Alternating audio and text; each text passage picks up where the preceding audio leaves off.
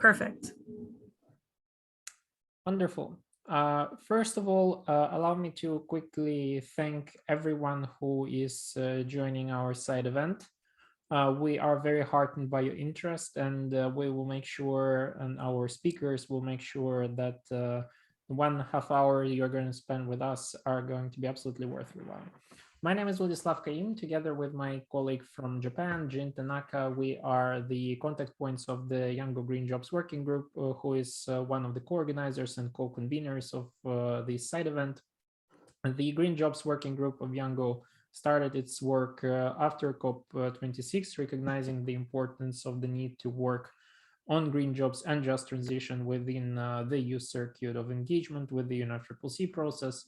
And this event is one of the first forays of the Green Jobs Working Group into influencing and shaping wider agenda on green jobs and green skills within the UN and beyond. We are welcoming you very much. And I will later put in the chat the link on how to join the working group and the Yango constituency for those who are not members. And with that, I am passing over to Pooja, who will be our moderator for today's event. Thanks so much, Vlad.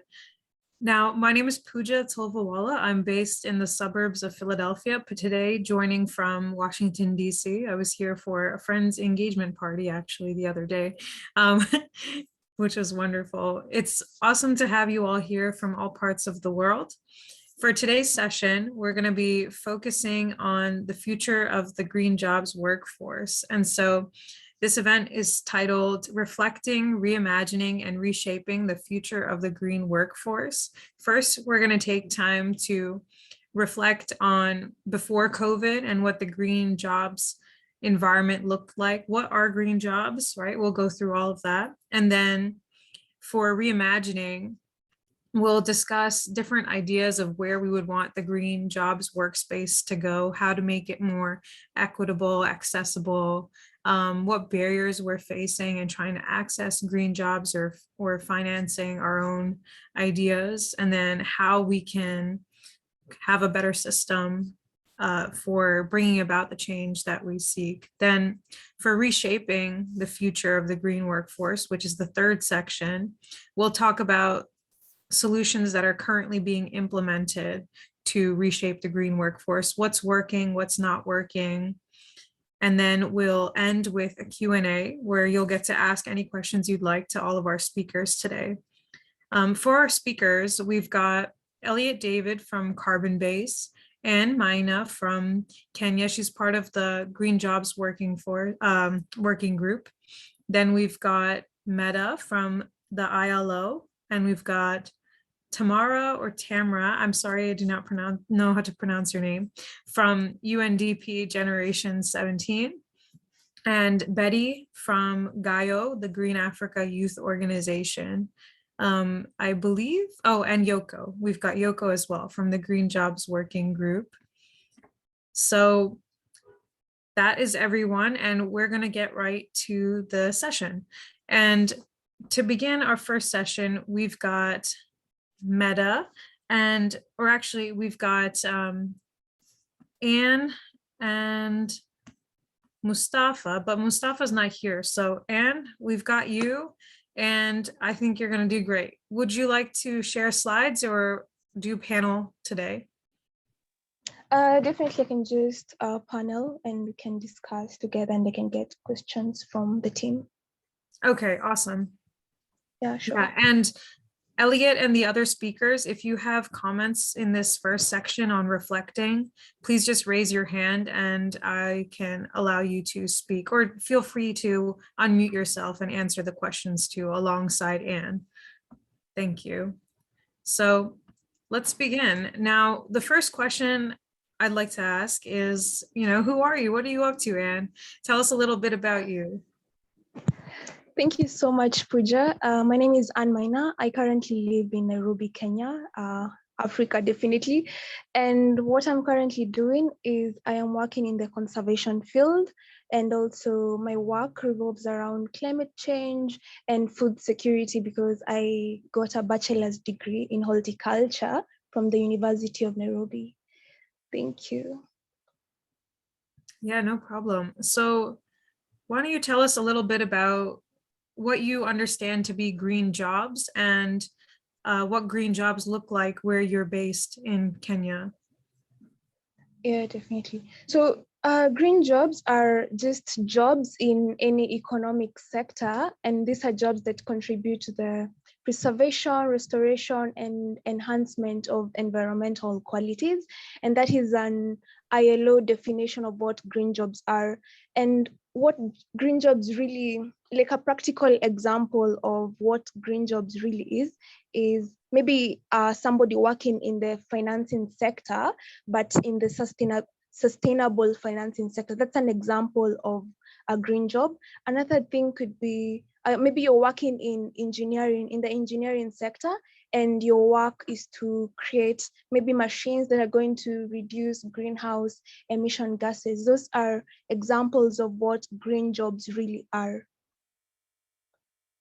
Yes, and I'll just add that in any career that you choose, you can bring this like eco consciousness and thinking green. So, for example, if you're an event organizer, you can think about how to have sustainable products for the food catering, or even having maybe less emission-based foods like vegetarian foods or vegan foods.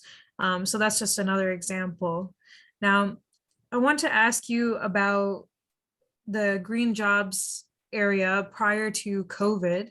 Um, would you say that you have access to many green jobs where you are? Uh, I wouldn't say so. Green jobs in Africa is not actually a concept that is very much embraced by the people here because you are literally struggling to even get the least the least amount of employment that could really just sustain our livelihoods. So green jobs is not something that people are really more interested in, but people are taking up taking up the sustainability path in their careers because we've seen so many activists coming from the global south who are uh, championing for sustainability and environmental protection and restoration. And this is a topic that in maybe 5 years from now, we could have so many green jobs created for the people in Africa. Yeah, so for you, what kinds of support or preparation have been available to you, or what do you see as barriers that you face in accessing either, green jobs or um, materials, resources to support your own initiatives? Um, so I'll generally maybe speak about the general employment situation in Africa.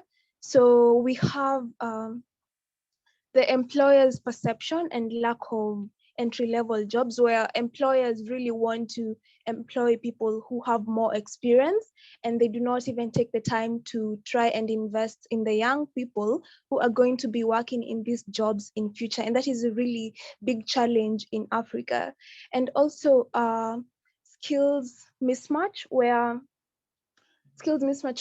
you go to school, you get educated, but you don't get educated in a the curricula does not support other aspects that could be very useful in your practical day-to-day life, such as critical thinking, entrepreneurship, vocational training. And this really brings a challenge when you even get employed, you will not be able to maybe not function, but okay, let me say function properly in these workspaces. And we also have low quality jobs where yes, you've educated yourself, you've gotten this, you've struggled so much to get this job, and then finally the amount of pay that you've been contracted to get does not even equal the amount that you're inputting into these jobs. And this really demoralizes the youth and their capabilities to be involved in these workspaces. There's also information asymmetry where there's lack of information on what really, on the jobs available and the people who are looking for jobs. Because as probably Elliot David might mention to you about the Greenlight Festival, it's trying to bridge the gap between employers who really want these smart people, and we really have those smart people, but these smart people don't have access to information on these job opportunities. So that becomes a challenge in terms of information symmetry.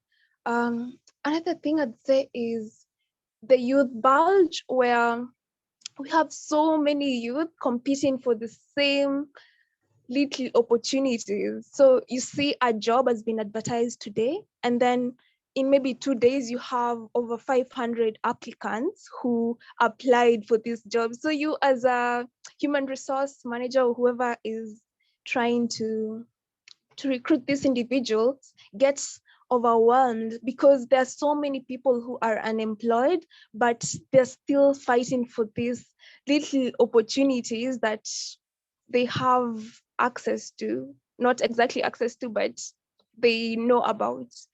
Um, I'd also talk about gender, but I'm sure my colleagues will talk more about gender in the following discussion topic. So gender is really a big and wide topic in equality and access to opportunities, because we know so many women lack access to, are not actually considered for these opportunities due to constraining factors such as them catering for their families, and this might actually lead to them not being fully present in these workplaces. But there can be policies that can be made around that to accommodate everybody, because we need so many people in the green jobs to be able to work towards restoration and preservation. So there are solutions to this, so let's not feel discouraged because of what is happening. Yeah, exactly. I did want to ask you about the impacts of COVID. Like you mentioned some external factors like population rise of the youth population, right? And that contributing to unemployment as well. Now, what have you seen as the impact of COVID on this green jobs marketplace? Oh, definitely. So before COVID, there was still like the financial crisis that happened in 2008 had really affected everybody globally. So we were trying to recover. But when COVID came, it really took us back a couple of steps, and this really affected people in terms of businesses closing, and this led to so many unemployed people, or even people just being unemployed for long periods of time, because that's different from being unemployed and unemployment and being unemployed for a long period of time. And the economy was just crashing. And people, sorry, is there an echo? The economy was just crashing, and people did not could barely survive on the little money that they had, and new entrepreneurs could barely access funding to expand or even just set establishments that could create more employment for many other people. Yes, thank you. Now, I invite you and the other speakers for today to answer the following question. What lessons have we learned to apply in the recovery from COVID as it relates to empowering youth to take effective action through formal and informal work?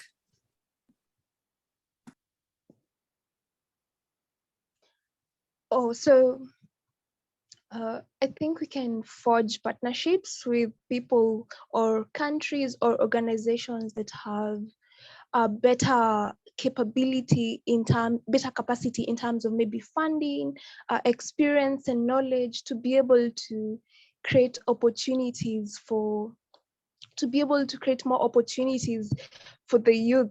and we can be able to create more employment for these youths. Another thing would be creating policies, because policies are more, the policies determine what is going to happen. Policies determine what is going to happen intrinsically and also outside. So creating policies that are going to create more opportunities for youth and actually have more investment in youth led activities such as entrepreneurship and also mentorship. Um, just investing in youth and creating policies that are going to favor them into the uptake in this economy. So I'm going to pass it to somebody else to continue. Sure. Happy to sort of give my thoughts on this question before we get into the sessions later. In terms of what's different now than pre-COVID, I would say there's there's a lot of stuff that's different, but there's two mega trends I think that young people should look to as they're searching for green jobs. One is that, especially in the earlier days of COVID, when all these disruptions kind of threw the world into chaos and companies were kind of scrambling to figure out how to navigate the new world, they noticed that companies that had a sustainability mandate fared much better, right? They were more resilient, they're more sustainable, not just from a sort of green, climate perspective, but also just they were able to bounce back quicker, which also just shows that like companies that think about sustainability are thinking about the long term. It helps them, helps them with their long-term strategy and planning. So companies, like if you're a young person and you're looking at this new green economy, a lot more companies that otherwise were not sustainability are now like, oh wow, we really have to pay attention to this. So there's just more abundance and opportunities out there. There's a greater number of green jobs available for you to sort of check out and apply to. The other mega trend is that obviously COVID kind of threw us into a remote, the future of work has kind of been called into question. And do you have to be physically at an office or physically in a company's country location to work for them? Just as an example, one of the companies that I'm working with, they have team members in, I think, 12 or 13 different countries across 24 time zones, and it works pretty seamlessly, right? Obviously, there's like digital inclusion things to consider, and a lot of the world does not have super high-speed internet, and that's something you have to consider. But in today's green economy, you could find a really cool company that you like, and you can end up working for them, and you don't have to, move to Silicon Valley or, Shenzhen or wherever. So that's another sort of trend that young people should look at. Thank you so much. Now, I did want to, I forgot the comment that I was going to say based on something that you just said. Maybe it will come back to me. But Elliot, why don't you give a little bit of an introduction of yourself as well while you have the stage? Should I give like my spiel and slides and stuff, or no, just a brief intro of who you are. Yeah. Sure. So yeah, my name is Elliot. I've been working in the climate tech space for close to 10 years now across a lot of different industries, originally in energy, but sort of bounced around from the public, private, nonprofit sector. I'm from New York, US originally. I went to the City University of New York for my undergraduate education, and I went to China, to Tsinghua University for graduate school. But the undergraduate education had a pretty large impact on me in terms of how I think about green jobs. I went to a school that had about 500,000 students, so it's the largest public urban university in America, and a lot of the students come out of the institution wanting to work in impact and climate sustainability. We're the climate generation, and they sort of don't really know where to go. I'm sure a lot of us on the call have had this experience where you're like, man, I want to do something, I'm jazzed up, and I kind of don't know where to put this energy. How do I make a difference? And I'll talk a little bit more later about some of these initiatives that y'all can check out and get involved with. But that's sort of been a guiding light to me in terms of the green job space. And I work for a couple of different climate tech, sustainability tech companies, and I'm also happy to talk about later. And I'll drop my LinkedIn in the chat if anybody wants to reach out to me to learn more. Yeah, thanks so much. I remembered my comment now. So I like how you mentioned earlier about how companies are trying to go for more of the sustainability framework for their internal structure and external, and even like ESG reporting in their finances. And really, as consumers, as young consumers, with our population being so high as well globally, we have the power to put our money where our mouth is, and really support the organizations that we think are being sustainable. And of course, based on income levels, your money is able to speak to a certain extent, but even when you can't speak with your money, we're able to speak with our voting, and as well as our just raising public awareness in marches and other means. So, and even public audits of companies, right? You can go and give like your scoring of how companies are doing sustainably from your perspective, or you can choose where you want to work or where you don't want to work based on the missions of these different institutions. Now, I want to go to the next section of our webinar today, which is about reimagining. How can we reimagine the future of the green workforce to be one that we want to be part of, right? So for this section, we've got Betty, and we've got Yoko, and we've got Tamara. And please correct me if I'm saying your name incorrectly. So why don't we have Betty introduce yourself first, and then we'll have Yoko to introduce herself, and then Tamara. Okay, thank you very much, Pooja. So my name is Betty Osei-Bunsu, and I work with the Green Africa Youth Organization as a project coordinator. I'm also part of the C40 Global Youth and Mayors Forum, as well as a pristine member of the Green Jobs Working Group. So thank you. I'll pass it on now. Yeah, Yoko? So my name is Yokoru. I am one of the members with the Green Jobs Working Group, and I have been younger for a while. And with Green Jobs Working Group, I have been one of the helpers and planning for this eco-circulars from SciNet, and I have been working with other working groups as well. I am also with other youth constituencies and different environmental works. Yeah, that's really brief, but yes. Oh, I'm also the Stockholm Plus 50 Youth Task Force member, where all aspects of environment and future generations is looked upon. And yeah, I mean, yes, that's a very brief introduction. Yeah, thank you, Yoko. Now, Tamara, please correct me with your name. No worries. No, you're saying it right.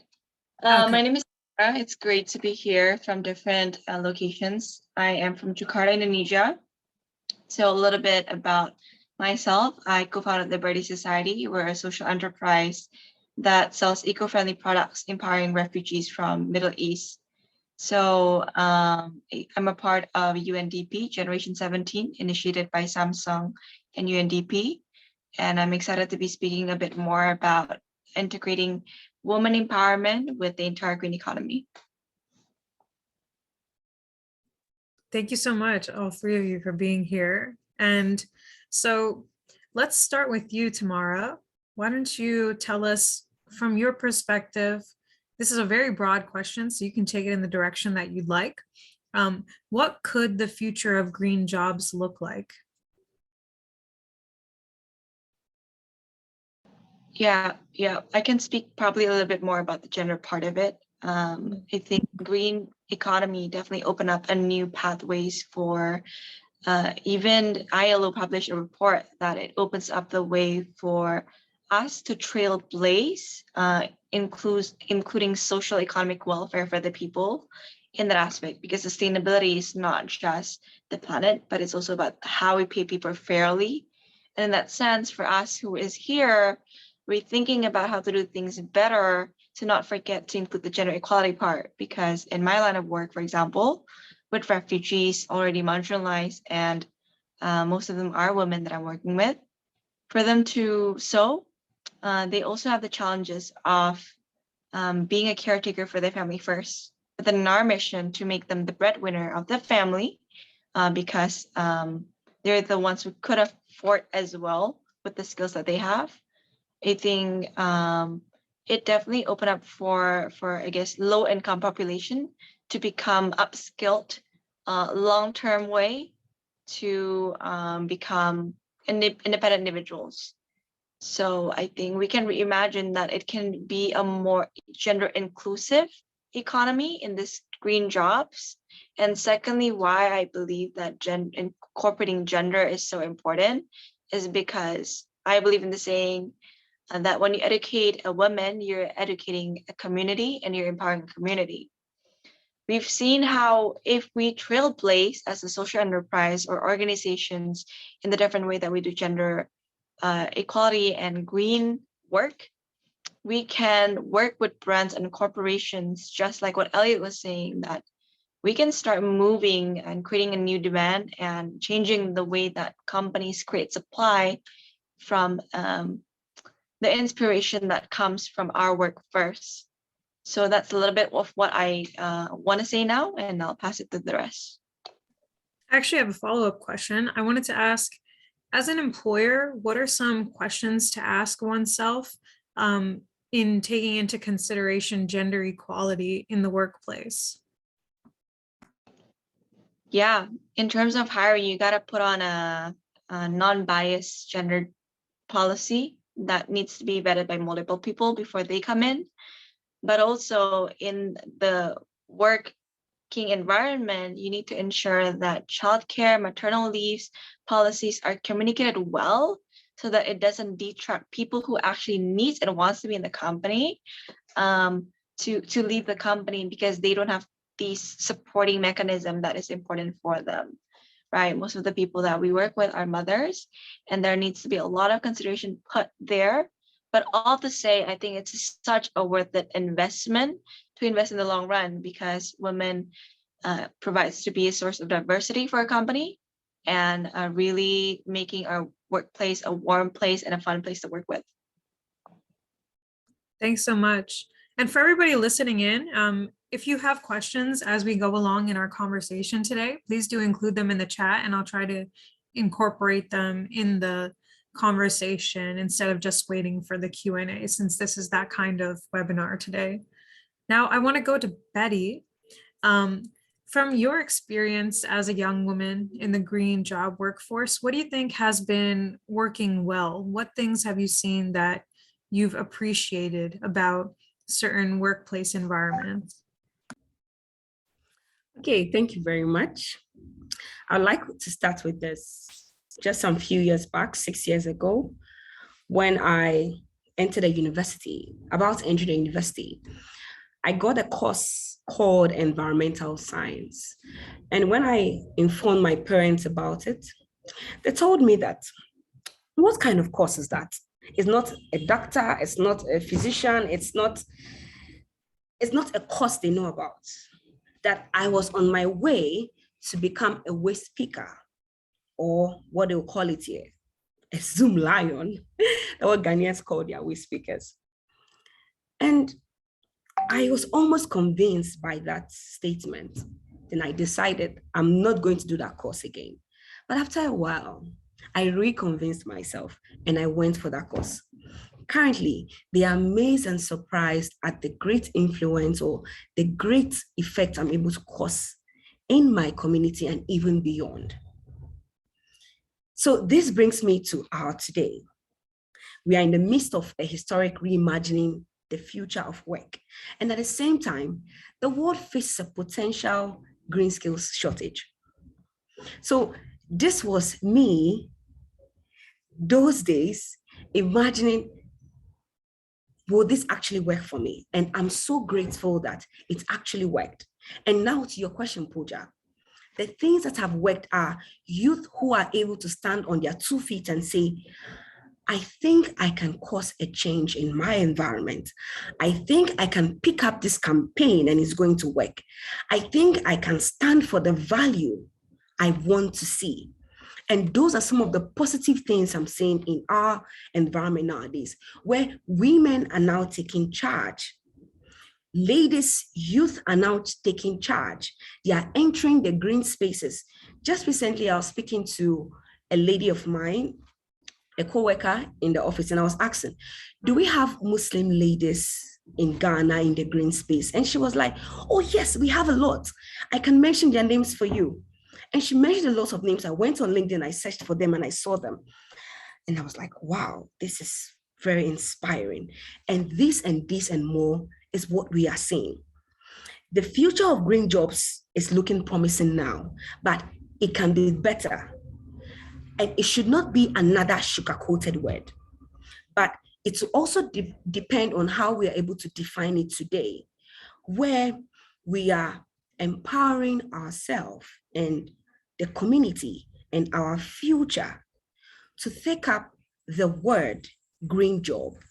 Not only taking up the word green job, but we would have to have a green economy before we would even have the word green job. So yes, a lot of things are playing positive nowadays, and I'm just hoping it continues. Thank you, Pooja.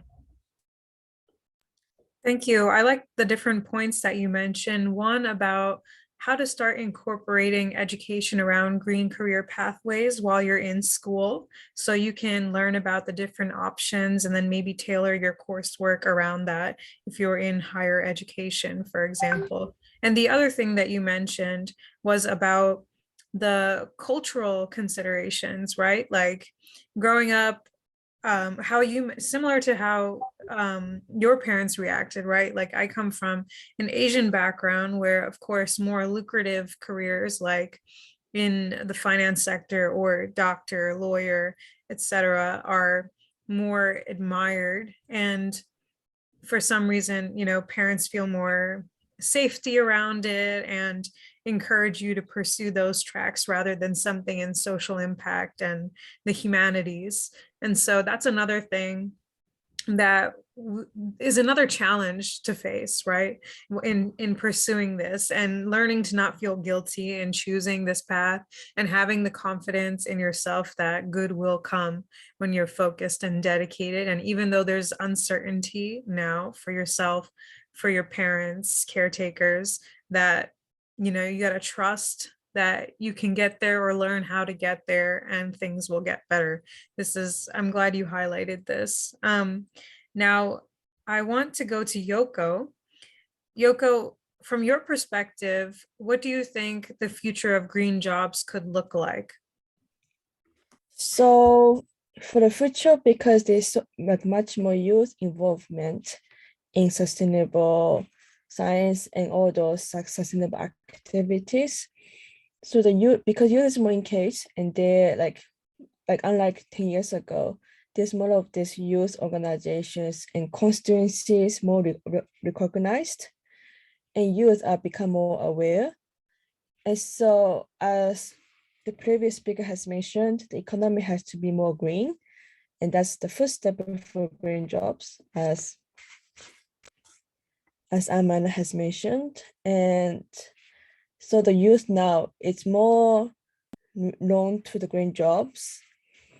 And green jobs is also like more well known in both global South and global North countries. And so in a way, the youth in the global North will know about how the people are like in the global South are been acting and how global North can help those in need and how the green jobs will be transitioning. And there's also like as more green job opportunities like job board, bulletin board, how the youth from across the world are connected. And there's definitely more opportunities or chances than ever before. So for the future, I always say that as long as the youth care about climate change, about like environment, even like as Pooja has mentioned that Asians are really more for like doctor, like engineering, all those like like finance. Like, I mean, they're all technically, like they're all technical in science, but they can also be green jobs as long as they're more like leaning towards environmental science or like green jobs. But I would say the main improvement would be really to look at the educational system and how like they can really include green jobs and really leaning towards the sustainable development goals and future development. And that's how I would say the students will be more recognized to green jobs, and they can think more about the environment in how the jobs can impact on the environment. Yeah, thank you so much. So I like that you mentioned how, there's some transformations that we would need to see in the educational system for incorporating this green thinking in any job that's chosen. I want to go back to Tamara and ask you the same question of how can we redesign new and existing jobs to be green jobs or encourage and include eco-conscious thinking in any job?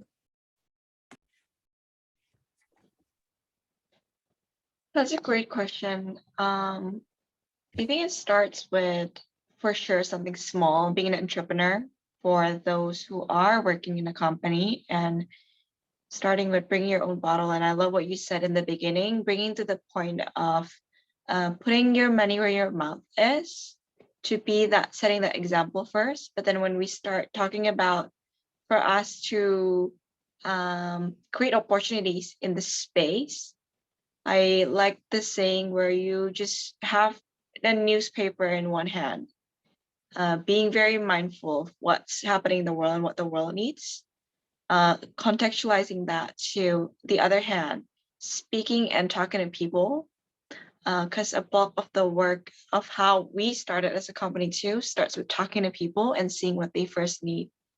And then you'll begin to see what exactly is the need and what solutions that you bring. Yes, we can dream about the amazing thing that people are doing in Malaysia or Hong Kong, the Philippines, and whatnot. But then if we really just take a look at, even, I want to highlight this case by in their research as well, in the Grameen Shakti Microloans Initiative in Bangladesh, right? I think this is such an amazing pillar case study where women participation in greening the energy sector. The initiative of microloans were to install 100,000 solar home systems in rural communities and has trained over 5,000 women as solar technicians and maintenance workers. So I think it's so exciting to take a look at the environmental issues and combining that with who are the workers, especially the marginalized communities and the communities surrounding in need that can be mobilized. And then in terms of the capital, I think as young people, we do have a voice to be able to convince and really bring the fire for these people, CSR, ESG funds who are looking to fund initiatives, but then they don't necessarily know because they don't hear about the initiatives that are going on the ground.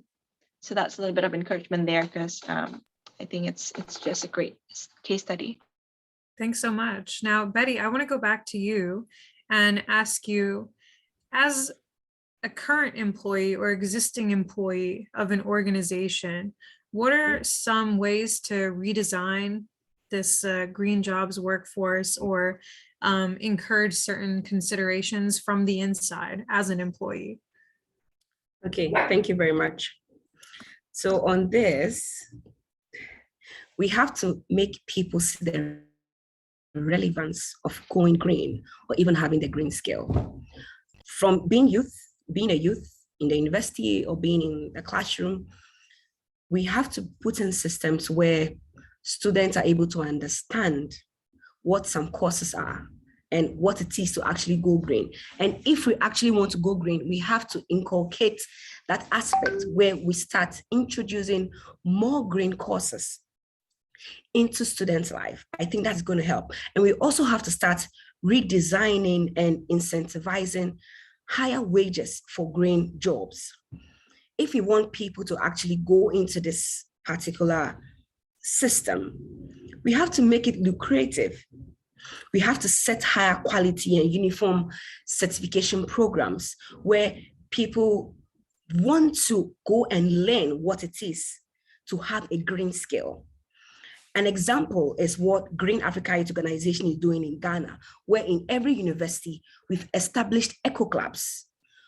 These eco clubs, we are providing the platform to have that connection between themselves and the community through projects.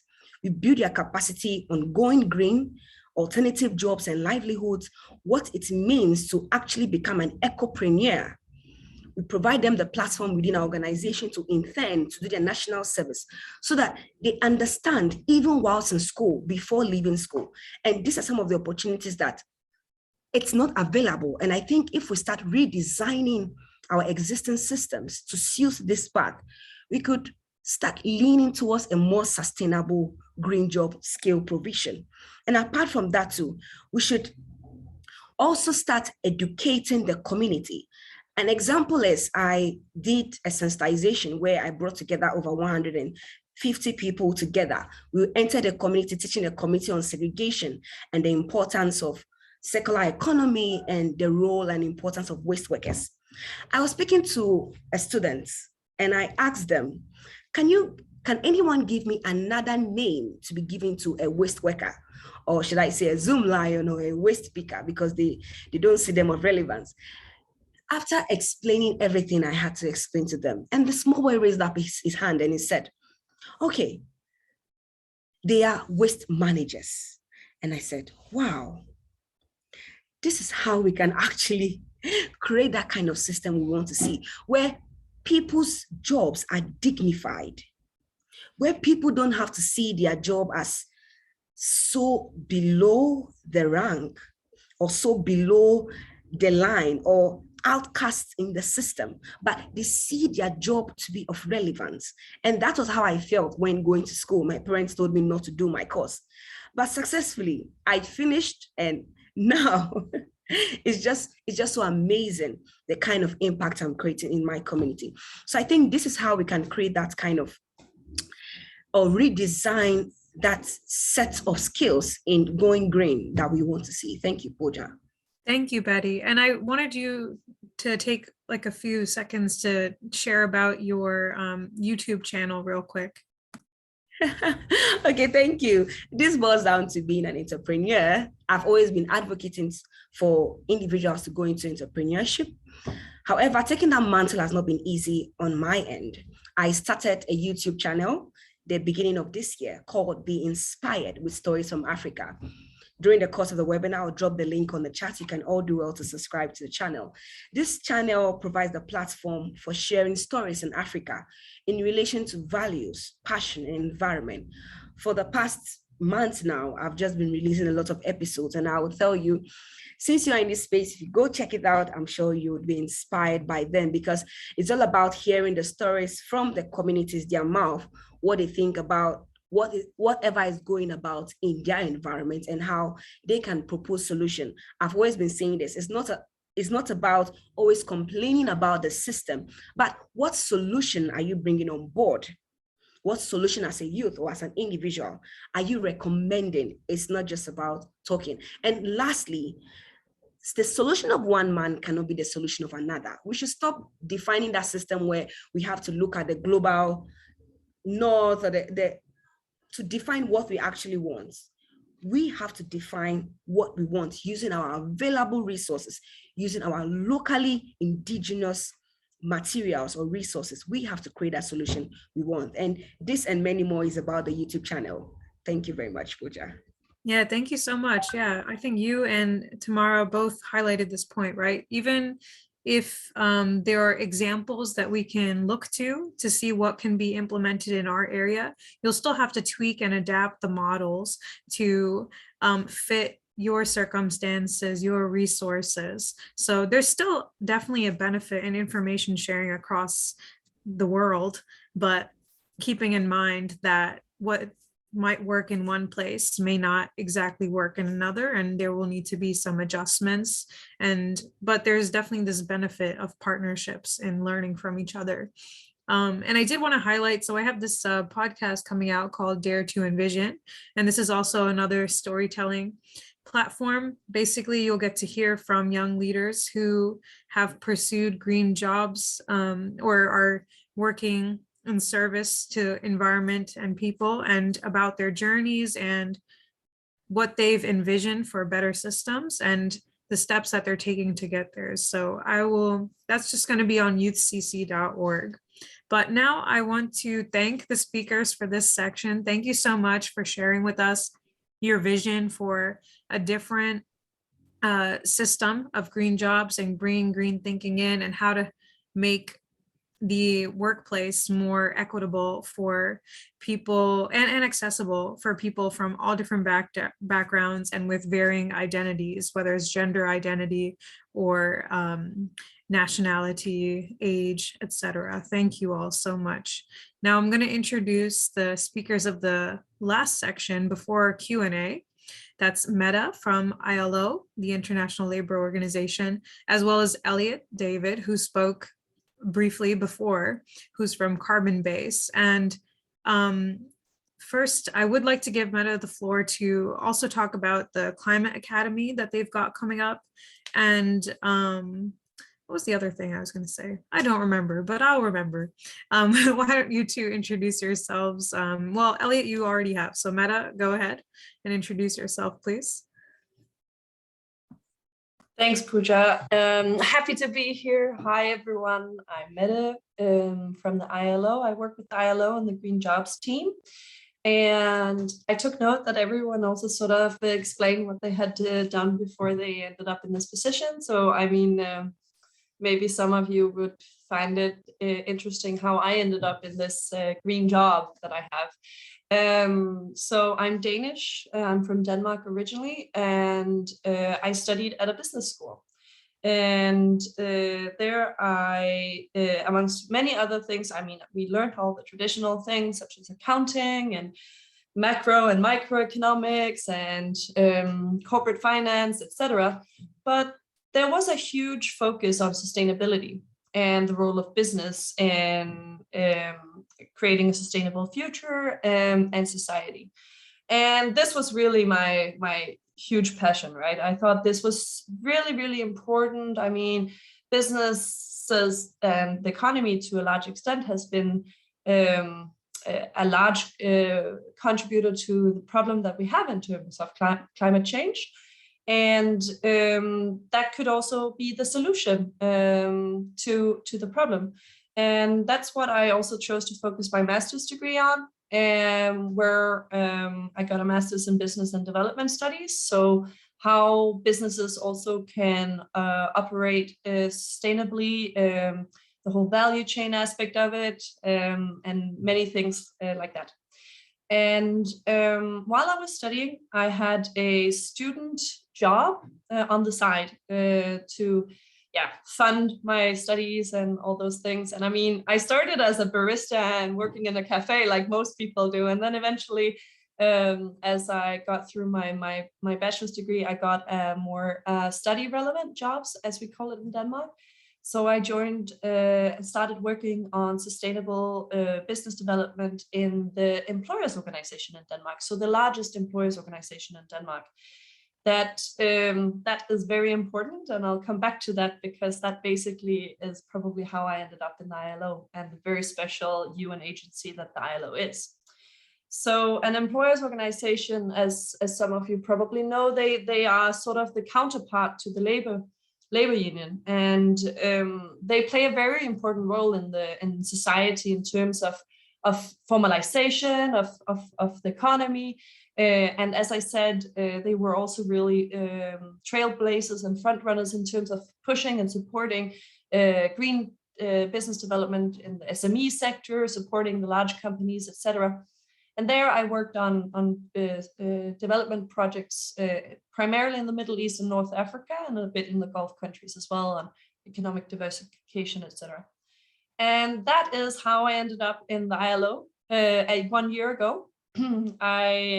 A little more than a year ago, I joined the Green Jobs team, and the ILO is the UN specialized agency for the world of work.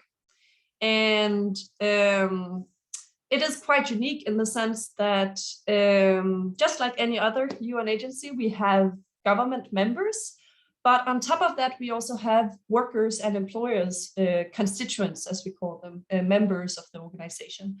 And that means that, in my opinion, the ILO is a very impressive democratic organization, because governments have to agree by consensus with employers and workers from all over the world. And basically they they set labor standards and conventions and provide guidance to labor ministers, to governments, but also to employers and workers. And amongst other things, we support them in the green transition. And I'm super happy to hear that so many of the speakers today have already been referencing some of the ILO work. And I'll be happy to talk more about it, because I know that one of the topics of today's sessions was going to be just transition, which is obviously a core element of the work and the way that the ILO looks at climate action. Because for us, it's really important that we all have ambitious climate action, but it also must support social justice. And we must ensure that no one is left behind, and that we don't create unforeseen and unintended negative effects from the green transition. And then, Pooja, I'll put a link to the Green Academy, because I think that might be easier, but I'll be happy to talk about it later when we talk about different strategies to creating green jobs and a just transition. Thanks. Wonderful. I'm kind of distracted by the little baby on the screen right now. Very cute. That's the future of our workforce right there. Now, Elliot, I did want to, before we do run out of time and go into Q&A, give you the space to talk about the Greenlight Festival. For everyone who is unaware of this, it is one example of a solution, a youth-led solution to increasing education about green jobs, as well as forming the necessary connections and, well, the space to network and connect to have the access to these green workplaces. Yeah, sure. I can just kind of hop right in. I know we're short on time, so maybe I won't share slides, but just I guess a couple of things I did want to comment on, and everybody's been so great so far. I'm really enjoying the session. I'm really glad that everybody in the audience is getting the opportunity to hear from some of the amazing speakers and some of these amazing initiatives. Like, definitely make sure you're writing them all down, you check them all out. Really quickly, before I go into the Greenlight Festival, some of these initiatives I'm working on, one thing I would like to say is just on the notion of green jobs. I know this has sort of been alluded to before, but just to reemphasize, I would say that there's like two types of green jobs more broadly. There's the, like, any job can be a climate job. So you can be any organization, any company, nonprofit, government, whatever, in the entire world. And like, even if you're not working on sustainability or climate, like you can bring green economy into the workforce, into the workspace. So don't be discouraged, if you don't have an environmental science degree and you're not a computer programmer or whatever. And then the other sort of category of green jobs is folks that are specifically working on climate, sustainability, the environment. The way I like to think about it is they're working within the green economy. So that could be on climate, environment, that can be on sort of climate justice, that could be really on anything related to this broad concept of the green economy. And also, just to Anne's really earlier point, which I thought was really well put, is that there's kind of this like proactive side of the green economy that's like the entrepreneurship, companies that are doing the stuff. And then there's also this like defensive notion of the green economy. It's like, how do you, not everybody can afford to, I don't know, build a climate tech startup. Some folks are just trying to do what they can to get through the day. And that's sort of an even greater environmental justice challenge. How do you incorporate sustainability into that? Right. It's not fair to have people that are doing that, sort of doing their best to make it, to also have to think about that as well. It's an interesting question that we should all sort of be posing to ourselves. But yeah, really quickly about me, I work for like 9 different climate tech related organizations. So, feel free to check them all out. If you're looking for jobs, we're hiring. Happy to, chat about that. But just to talk a little bit about the Greenlight Festival, just because Pooja mentioned it.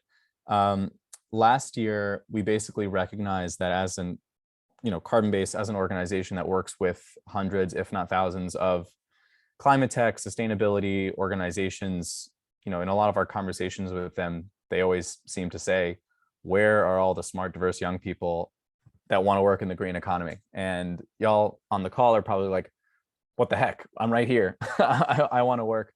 And so this mismatch, we see it as a climate justice issue where often the folks that work in climate are sort of straight white dudes that look like me, and not really representative of what the green workforce should look like, both from an ethical perspective, but also from a practical perspective.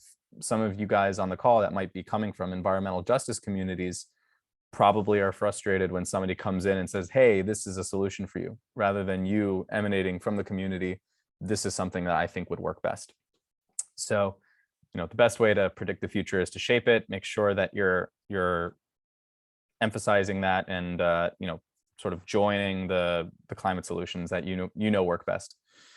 So we recognize this issue, right? This mismatch of young people and the different climate tech organizations that are building really, really cool solutions. And I know we can talk for hours about that. So we set up this Greenlight Festival last year. It was basically a pilot project to focus on public university students in New York, predominantly first generation, college students, first generation Americans.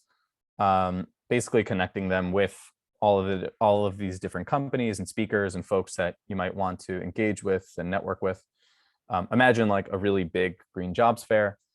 And it went really well. We had some incredible speakers like the US EPA administrator, who's sort of like the senior environmental figure. We had one of the authors of the UN SDGs come and speak. We had some mayoral candidates. Secretary Hillary Clinton was sort of a big fan, and we basically realized we really kind of hit the problem on the button. And so this year, for anybody that would like to be involved, we are planning on organizing this event again. It will be the largest green climate jobs event in the history of the world. The goal is to have at least 1 million youth attendees. So sounds like a lot. It is a lot. We already have some pretty phenomenal speakers lined up, some really amazing companies that would like to be involved. If you'd like to be an organizer, please reach out to me. We'll be sort of kicking it into gear over the course of the next 6 months. Yeah, and I think I'm out of time, but I'll share my info again in the chat if folks would like to learn more. But yeah, please take it away, Pooja. Thank you. I will ask you both a question each, but before I do that, for everybody who's tuned in today, we are going to take a picture real quick before people drop. And if you all could turn on your cameras, I believe Anne will take the picture. And if somebody, okay, never mind. Anne will not be taking the picture. She did not see my chat. Betty, are you able to take the picture? Yes. Okay, perfect. So we'll have Betty take the picture. And so yeah, if everybody can smile, we'll take it in 5, 4, 3. Or actually, we'll take it when Betty's ready. Betty, you tell us when you're ready.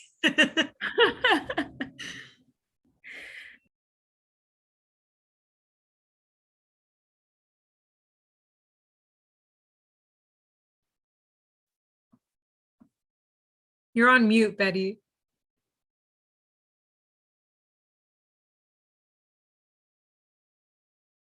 You're still on mute. Try again. I hope I'm on. Yeah, you're on. You're on. Okay, let's take it again. Sorry. Okay, perfect. Thank you, Betty. Okay, can we Ready? smile now? 1, 2, 3. Go. Okay. I also had to take myself, so I had to smile. I've taken it. I think you all look good. And did you get the second page as well? Okay, I think I have a broad, okay, let me just take another from the second page, but I have a very broad screen, so. Okay. Okay, let me take the other page. Okay, so please, we have quite a number of people without their videos on the second page. That's okay. We can That's just okay? take it, whoever's there, yeah. Okay, great. Okay, so please let's smile again.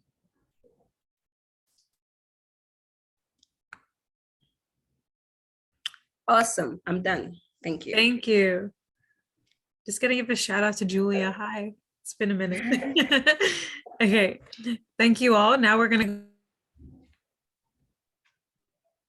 Sorry, I accidentally muted myself. Okay, now we're gonna go back to the questions. And if you all have any questions for our speakers, please begin typing them in the chat because I'm just gonna start asking them as we go. So please type them in the chat.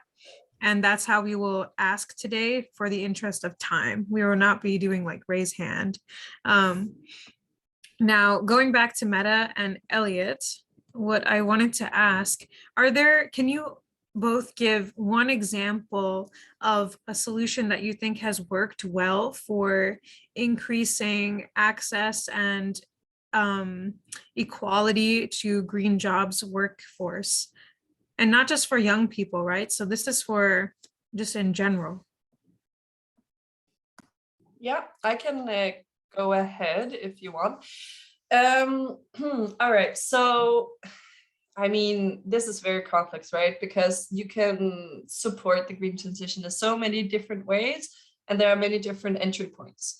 So, I mean, we've already talked about skills, reskilling, improving the education system, and Mina mentioned basically employable skills, ensuring that the things that we learn in school is what companies and employers need. We also talked about business development, entrepreneurship, greening the business as an employee, all those things. I mean, there are so many different ways of strengthening and growing the green jobs base, so to speak. But I would probably add something else. We did talk a little bit about policies earlier today, and I'll probably grab that hook. So as many of you probably know, if you follow the COP proceedings, one of the sort of key tools that the countries have are the NDCs, the nationally determined contributions. And they are basically the plans that countries make for decarbonization. And I think this is a very interesting place to address jobs and social justice, because what we see is that most of these NDCs, they address very strongly decarbonization, of course, and they have net zero targets and plans for how to meet those by 2050 or whenever they set those targets. But it's not that many of them that include jobs aspects, skills, youth, although like social protection, occupational health and safety, and all those elements that are really important in terms of creating decent jobs. So I think if I could highlight one thing that countries and also NGOs and social partners, so again, workers and employers organizations, could really work with would be to include this social dimension in the NDCs. So you asked for an example, and South Africa is a really impressive example in terms of their nationally determined contributions. It's a long document, so it's perhaps not something that everyone just kind of reads for fun, but it is very impressive. The NDCs, they explicitly mention just transition, and I didn't really have the time to explain it, but basically just transition kind of is the concept that encapsulates all those things that we have talked about today. Meta, go ahead and explain just transition. All right. Okay, I'll be happy to. So just transition is really coupling the ambitious climate action together with the social justice and employment aspects. So the decent work agenda. And in the ILO, we have the Just Transition Guidelines. They are from 2015, and they specifically outline 9 different policy areas. I won't go into them, but I can put a link to them and you can have a look. But basically those guidelines serve as a framework for governments, employers and workers organizations on how to address climate change. And they are a really useful tool, for example, for countries developing their NDCs, right? So South Africa, which is the example I'm giving, has incorporated just transition. They are specifically addressing decent work. They're explicitly mentioning skilling and reskilling. They are specifically mentioning social protection, which is really important, perhaps not so much for young people, but especially for the workers that will be displaced. And that basically, that might as well be young people entering the labor market as older workers that are perhaps leaving the labor market. So there are so many levels of this, and I think that South Africa has done a really good job at incorporating the social dimension of climate action. And it's perhaps something that is perhaps an area of intervention that we haven't touched that much upon today. But I'll be happy to talk about entrepreneurship and skills as well. I have some cool examples there, but I'll pause for now with the NDC example. Thanks. Yeah, and now, Elliot, I'm going to skip you on that question. We're going to go to any of the speakers if you'd like to answer this question, which rolls off what Meta just explained. It says, how best can we mainstream young people in green jobs programs and the transition? And to this, I'll add, what are some skills that you think that young people have an advantage at that can also be utilized in this space? And that can be for any of the speakers, so please just unmute yourself and go for it. And this question was from Shamiso. Yeah.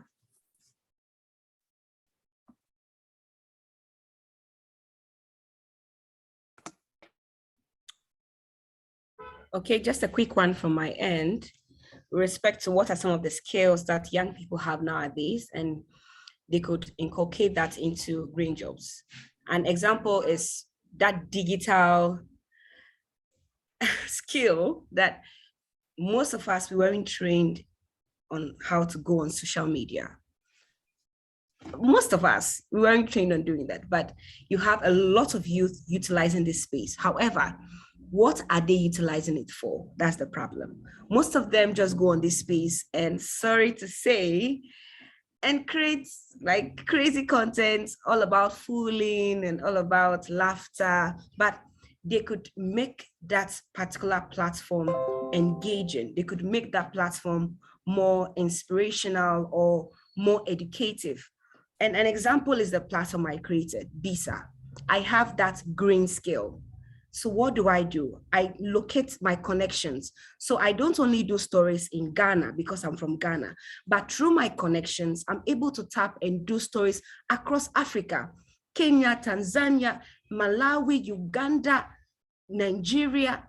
And those are some of the things that young people of nowadays could tap in and create more educative content than just normal content. One man told me that the people that have the knowledge nowadays are more quiet, and those that do not have a lot of things to say are the ones talking. That's just something to us all. Thank you, Pooja. Thank you. And Meta, before I go back to you, I'm just going to incorporate this question and give Anne the mic again. So the question is, how can we involve young people in green job creation, especially in African rural regions, experiencing the impacts of security challenges due to lack of both finance and skill acquisition? And that I'm going to go to Anne.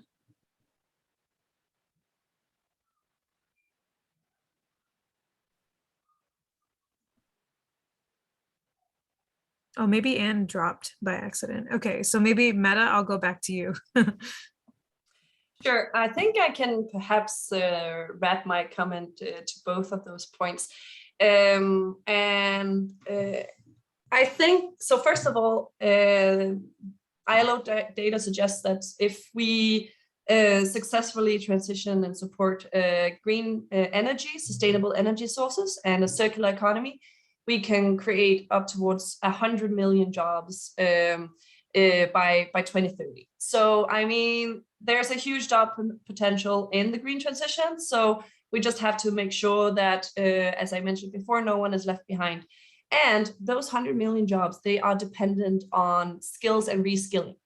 And Betty, you mentioned this a little bit, and in the ILO, we distinguish between sort of core skills and hard skills. So one thing is being a high voltage electrical engineer, but another thing is those core skills, the soft skills that you mentioned, Betty, which is, for example, digital skills. And I think sometimes, especially us young people, many things we learn or know are so intrinsic in us that we don't even know that it's a strength or an advantage. So I think about, so I think we have to remember that many of those skills that young people come with to the workplace are really desirable. And those include project management, digital skills, teamwork, cultural understanding, many of those things. And that those were actually concrete skills that this report highlighted that will be needed in the new green economy. So that I just wanted to mention. And then I think I have perhaps more of a personal opinion to the second point, which would be how can we bring young people into spaces and supporting this transition? And I think, in my personal opinion, I think we should consider where we as young people have a sphere of influence or sphere of power.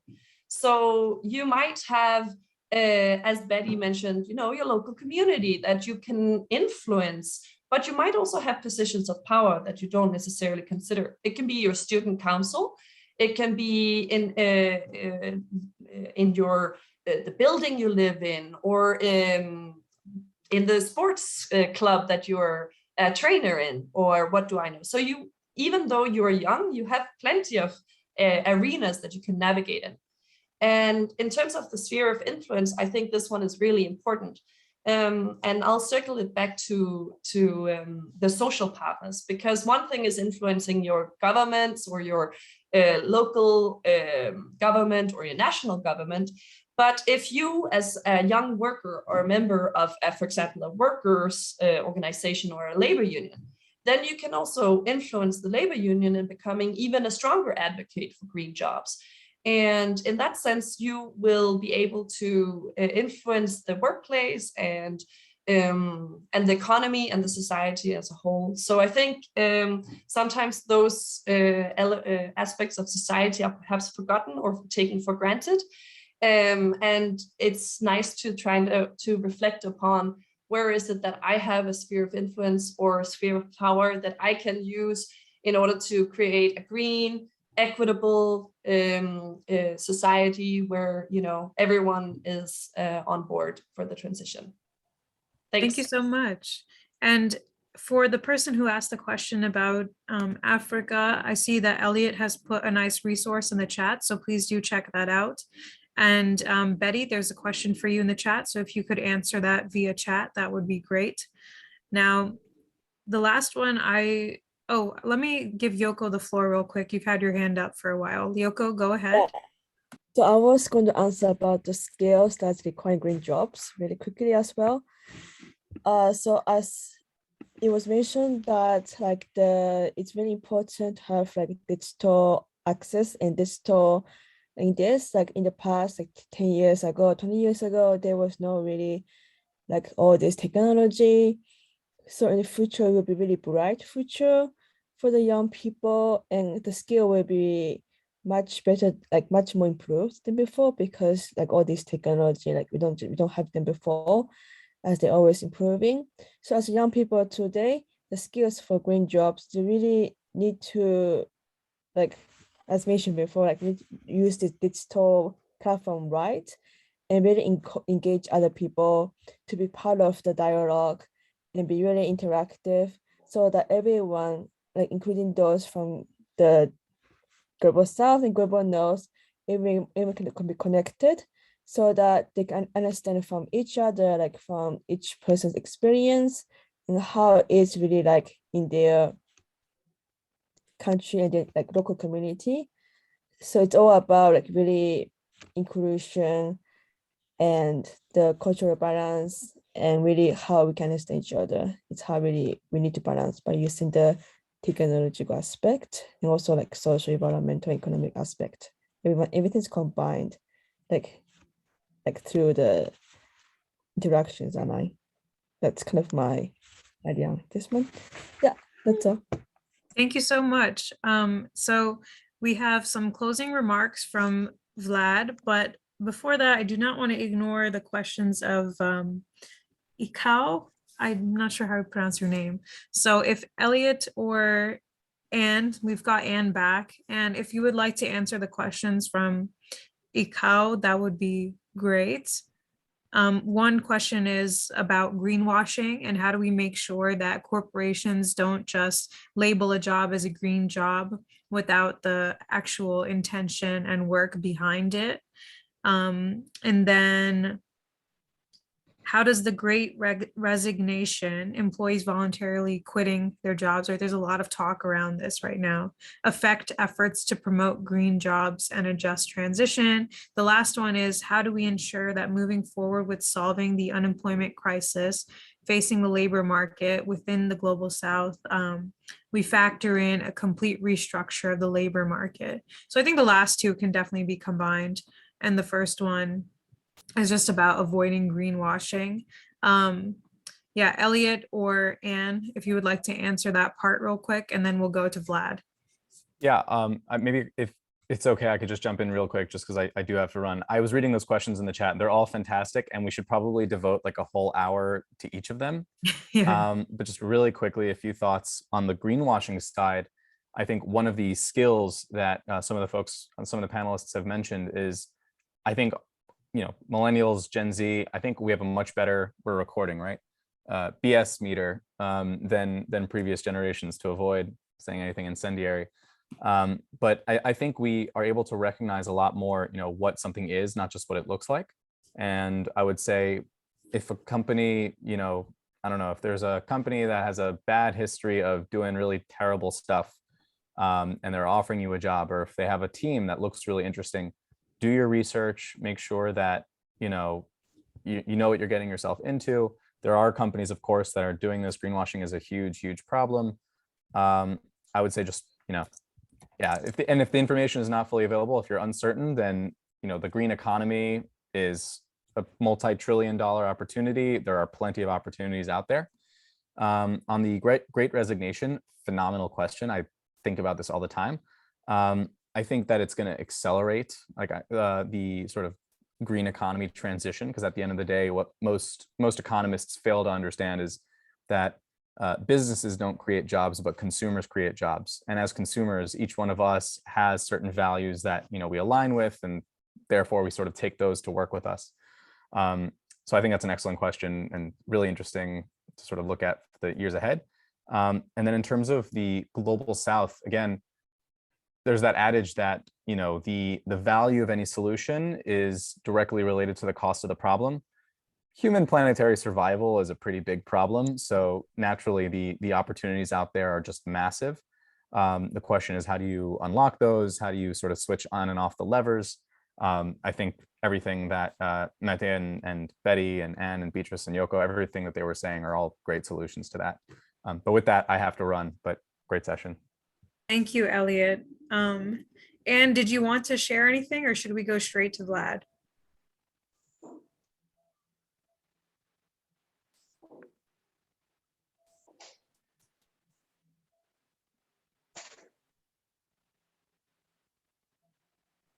Okay, maybe Vlad, why don't you just go ahead and with the concluding remarks. Thank you, Pooja. What an amazing space we have had. Thank you, everyone, for dedicating your time to this, whether you are facilitator, speaker, or a participant at the event who has come just to hear more and to gather some ideas for partnerships or projects that you might have with regards to the field of green jobs. At any rate, thank you so much on behalf of our Green Jobs Working Group, on behalf of Yango, on behalf of our partners who have helped us to coordinate this event, for making this possible. We are going to make sure that in this year, 2022, and at COP27, green jobs as a topic and the necessity of demanding more green jobs, for decent green jobs for youth, is something that we hold up high on the agenda. And we are encouraging, I have already posted the links, for those of you who are interested in taking this fight together with us to join both Yango in case you haven't already done that, and the Green Jobs Working Group itself. Any one of you who would like to do many more and amazing common things with regards to the field of the green jobs with us, you are very welcome to do that. We are publicly available to reach out, and do not hesitate to contact us. Thank you so much again. Special thanks to the colleagues who were moderating and speaking today. And we hope to see you at other occasions with us in the near future. Have a good time of the day wherever you are. Thank you, everyone.